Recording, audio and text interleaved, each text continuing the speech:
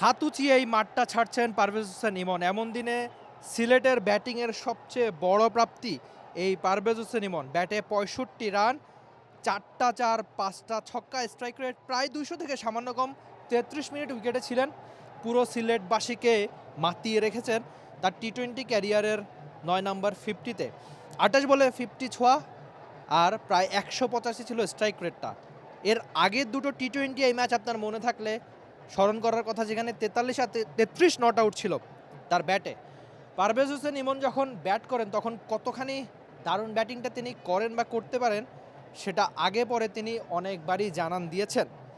টি-20 ক্রিকেটটা তিনি সবসময় এনজয় করেন তার ফরম্যাট বলে ধারণা করা হয়, তিনি আরেকবার প্রমাণ করেছেন।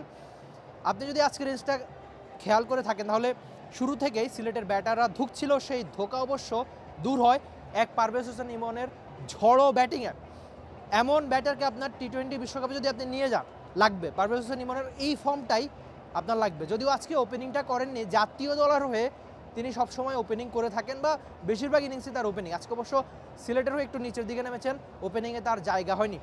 এই প্রশ্নটাই আমি রাখছি আপনার কাছে যে পারভেজ হোসেন ইমনকে কি ওপেনিং করানো যেত না, বা ওপেনিং করালে হয়তো তিনি আরও কটা বল বেশি পেতেন? প্রায় 200 স্ট্রাইক রেটে যে ইনিংসটা খেলেছেন সেই ইনিংসটাই অবশ্যই আরও গুরুত্ব পেত। আর বিশেষ করে আরেকটা ব্যাপার একটু স্বস্তির হতে পারে, সেটা হচ্ছে আফিফ হোসেন ধ্রুবর রানে ফেরা। আফিফ হোসেন ধ্রুব এমন একজন ক্রিকেটার যিনি বা যাকে ভাবা হয়েছিল বাংলাদেশের টি-20 ক্রিকেটের সবচেয়ে বড় তারকাদের একজন তিনি হবেন। তবে সময়ের স্রোতে হারিয়ে আফিফ আপাতত জাতীয় দল থেকে অনেকটা দূরে। তবে এই যে বিপিএলের শুরুটা হলো, এই বিপিএল দিয়ে কিনা আবার জাতীয় দলে ফেরা হয় কে জানে। আজকের ইনিংসটা পারফেক্ট টি-20 ইনিংস। যখন দরকার ছিল তিনি ইমনকে দারুণ সঙ্গ দিয়েছেন, যখন দরকার ছিল অ্যাটাকিং ক্রিকেটার সেই ক্রিকেটটাই তিনি দারুণভাবে খেলেছিলেন। তবে যে আজকে সিলেটের ইনিংসে তারা যে ১৮০ পার করেছে, সেখানে সবচেয়ে বড় প্রাপ্তি ছিল এক পারভেজ হোসেন ইমনের। ব্যাটে প্রায় 200 স্ট্রাইক রেটের একটা ঝকঝকে ইনিংস।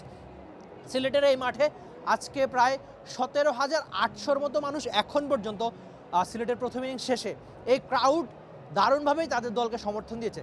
সিলেটবাসীর প্রতি সবসময় একটাই আবদার থাকে, তারা যেন মাঠে আসে, মাঠে সবসময় আসেন। সিলেট নামের যে দলটাই আসে বিপিএল খেলতে, সেই দলকে তারা পূর্ণ সাপোর্ট দেয়। আজকে অবশ্য আফিফ আর ইমন মিলে যে ইনিংসটা তাদের উপহার দিয়েছেন, তাদের অনেকদিন মনে থাকার কথা এমন ইনিংস।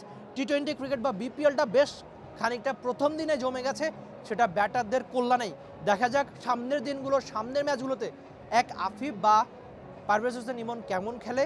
আর সেটা কিন্তু আপনাকে বিশ্বকাপের ভাবনাতেও রাখতে হবে, কেননা পারভেজ হোসেন ইমন তো আপনার টি-20 দলেরও নিয়মিত ওপেনার। দেখা যাক ইমনরা সামনে কেমন রান করে থাকে। Rifat Emil, T Sports, Sylhet. For more updates, subscribe to our YouTube channel and click on the bell icon. Follow us on Facebook and Instagram. Download T-Sports app to enjoy exciting games and highlights. Visit tsports.com.